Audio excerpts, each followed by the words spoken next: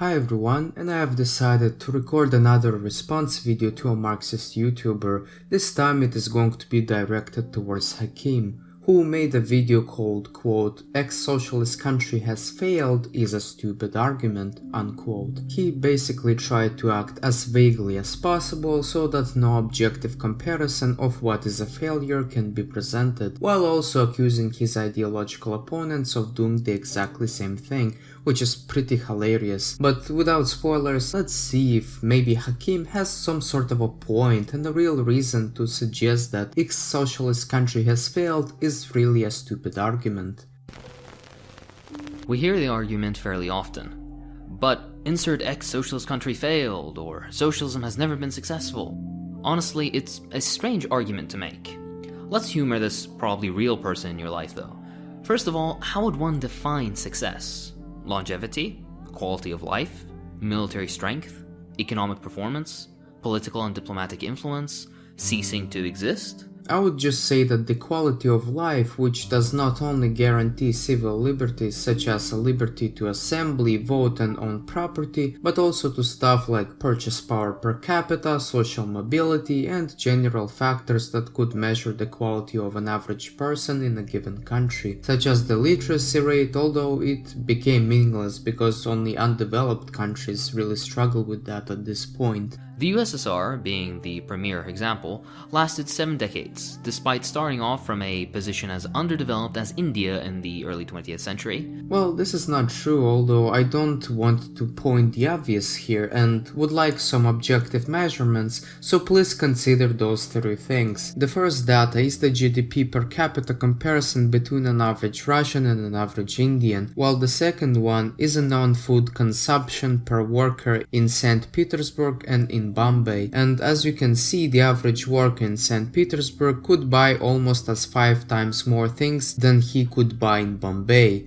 Not to mention that prior to revolution, Russia was the fastest growing economy in the world and would probably become the largest economy in Europe by 1940s, due to economic reforms and the growth of the middle class. If we're going by quality of life, well, I made a video about that. In short, socialist countries in general provided a higher quality of life for their population at the same level of economic development. Yes, and he essentially references the same quote-unquote study that Spooky Scary Socialist has referenced. And if you want to know why this study is a total BS, you should watch my response video to Spooky Scary Socialist and rewind it to 15 minutes and 40 seconds. But if you want a quick recap, the study has bias in sampling where they purposefully compared the best socialist countries with below average capitalist countries. And what's funny enough, there wasn't any socialist country in high income category. Meaning, whatever capabilities a country may have, all things equal, socialism would provide better housing, healthcare, education, women's rights, cultural development, and so on than if the country were to be capitalist. Yeah, you should rewatch my rebuttal to that study. The idea of military strength is silly to even mention, as the greatest, unfounded, honestly, fear of the US was the USSR's military capability.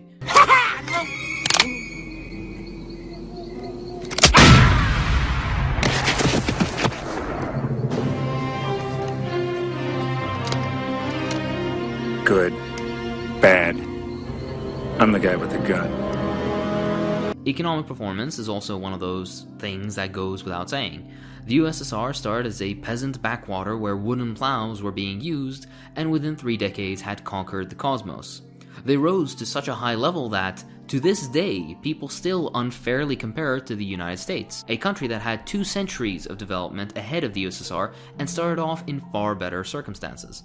The Soviet Union did start with worse circumstances than the United States, and by the way, because of socialism it never reached the levels of the United States. But what about those countries that started at the same level and still failed, like is Germany and North Korea? What about the countries that started better off like Cuba and yet still failed? Finally, what about capitalist countries that started at a worse position than socialist countries but have still succeeded? Did you know that before China China started adopting capitalist practices, the GDP of Hong Kong accounted for 27% of Chinese GDP. This is just crazy if we take into the account the population difference. On top of this, the USSR had to endure a brutal civil war in which over a dozen nations, many of which were world powers, invaded its territories. On top of this, it endured all the sanctions the West had put on it from its very inception. Well, I don't want to debunk my invasion myth here, because I already have done it in the Spooky Scary Socialist video response, and I will provide the link for that so you can watch it on your own. The second rapidly rising superpower, this time of the 21st century, is the People's Republic of China, which could have never achieved its current level of development without capitalism, without Mao-era policies and accomplishments. Well, that is so funny, because everyone would literally disagree with you, even the head of the Chinese Communist Party. I'm not even going to attempt to debunk it. In fact, China is expected to surpass the United States in just a few years. Yes, thank capitalism for that. The exploitative capitalism and paying their workers a minimum wage so that Western countries could outsource their production to China. And it'll do this with a population confident in their development and agreeing with the direction their government is taking. Yeah, well, they have a very strong social cohesion and also an authoritarian regime, so what do you expect? And by the way, I love how you shill for China, although they now can be described as a state capitalist country. What do you think about their actions against minorities, by the way? Are they far right now? Will you still defend them when they're sterilize and replace and put in concentration camps an entire ethnic group? Are they still your comrades? Communism was considered to be the greatest threat to the status quo in the 20th century, and continues to be. Hence the recent upswing in anti-communist media and publication. A daily reminder that the West is not the whole world. For a third of the world, communism was the status quo for a certain point of time. How about ceasing to exist? This one's the most common one in my personal experience. Does that mean a country has failed if it ceases to exist? Iraq, my country, is a massive mess, yet it still exists in a certain political order. Does that mean it's succeeding? Oh my god, why do you strawman those people so badly? Obviously they're talking about the quality of life. Why is it that difficult for you to compare, for instance, West Germany's quality of life to East Germany's quality of life? And I say quality of life because you clearly don't care for natural rights and democracy that obviously West Germany would rock at. They started at the same position, right? We're essentially the same people, right? And one country has failed and the other one has succeeded. And you know what? The consequences of that still manifest to this day. Is it really that hard for you Marxists to do? Those countries seem to be perfect examples to compare, aren't they? How would you define failure? Did the Roman Empire fail? Did the numerous Portuguese republics fail? This term needs to be defined. And by failed, I don't mean exactly cease to exist, but failed at providing their people a good quality of life. It's like saying American education system has failed. If we compare it to developed countries, of course, the education system still exists, right? But it's a failure, do we agree? And the way not to make those fake assertions is to decide which metrics one can use in order to measure the quality of life of a certain country. Would you measure it by potato production or by Human Development Index? It is really that simple. These terms are so vague and, well, pointless, and only can serve to end the conversation before it has even started. Well, it's a nice strategy for Marxists to imply vagueness and ambiguity on behalf of their political opponents, because ultimately it is in the interests of the Marxists themselves to have those metrics to be as vague as possible, because if they would be accurate and precise, it would just prove that socialism really is a worse economic system than capitalism. But it is in the interests of the capitalists to get to the bottom of the matter, so let's not pretend that you are all here for precision and fair comparison. And if there was an honest Marxist out here in the comments, please enlighten me on how should one measure failure or success of a certain country. I blindly thought it was the quality of life or social mobility or some shit like that. Well, maybe it is about sending the first man into space, producing a shit ton of coal, winning chess competitions and having the strongest military. Are those really your objective criteria by which we can measure one's country's success? To me, it sounds as more of an emotional attack rather than an objective characterization. If equally poor starting position capitalist countries achieved the same level of development as socialist countries, they would be considered miracles. It seems that only liberal quote-unquote democracies are spared from being considered a failure. Liberal quote-unquote democracy, perfect. Yes, because we all know that the best democratic countries were really socialist. Here's some food for thought. The United States is the richest country on Earth, and arguably in all of history. Yet they have rampant poverty, unemployment, homelessness, serious issues with women's rights, amongst many other things. People prefer to die rather than go into medical debt. Stable employment and workers' rights are regularly trampled in pursuit of profits, and many Americans wouldn't even be able to handle a $500 emergency, a relatively small amount by American standards.